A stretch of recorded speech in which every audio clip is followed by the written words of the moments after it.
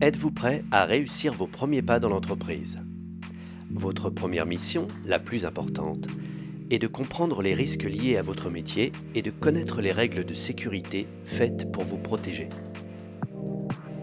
Règle numéro 1, le port des équipements de protection individuelle ou EPI.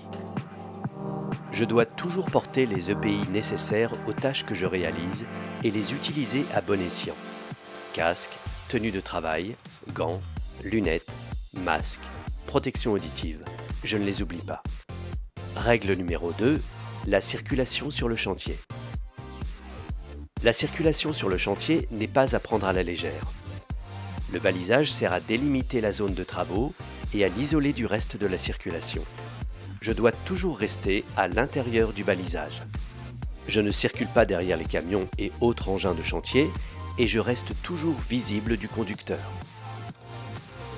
Lorsque je circule à pied, j'emprunte toujours les passages aménagés et je suis attentif à maintenir les passages dégagés. Règle numéro 3, la manutention manuelle, l'outillage et le bruit. Afin d'éviter toute blessure, je privilégie l'utilisation de matériel de manutention. J'utilise du matériel de levage si j'ai les compétences nécessaires pour lever et déplacer les charges tout en portant les EPI adaptés. Si c'est possible, j'adopte les bons gestes et les bonnes postures lors de manutention manuelle. Je suis très vigilant au niveau sonore sur le chantier et n'oublie pas de porter mes protections auditives, casque ou bouchon. Les atteintes au système auditif ne font pas mal, mais sont définitives. Règle numéro 4, les travaux en tranchée ou fouille. Je descends dans la tranchée si la protection contre l'ensevelissement est en place et appropriée. À partir d'une profondeur d'1,30 m, la mise en place d'un blindage est obligatoire. En dessous d'une profondeur d'1,30 m, la mise en place ou non d'un blindage dépend des conditions de stabilité des parois de la tranchée. Je suis attentif aux réseaux enterrés et je les identifie avant toute intervention. Si je suis aux commandes d'une pelleteuse, je me fais guider par une personne compétente aux abords du trou. À l'approche des câbles, j'utilise un outil manuel pour éviter tout risque d'accrochage. Règle numéro 5, les réseaux aériens. Je respecte les distances minimales et les zones de sécurité à proximité d'une ligne aérienne afin d'éviter toute électrocution.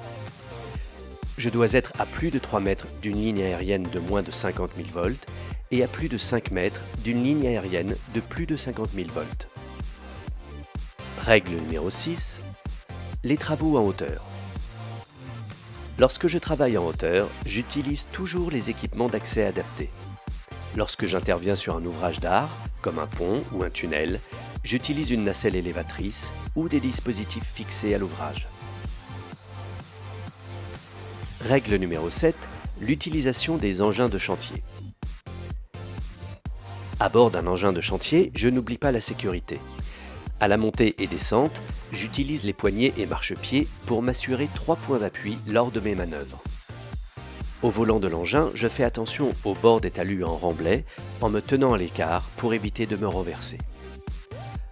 Lors de mes manœuvres, je veille à ne pas mettre en danger les piétons et les autres engins pouvant se trouver dans mon angle mort. Une opération d'élingage n'est pas à prendre à la légère. Muni de mes EPI, je m'assure de la qualité de l'accroche et de l'équilibre de l'élingage. Chaque levage nécessite un mode d'élingage adapté.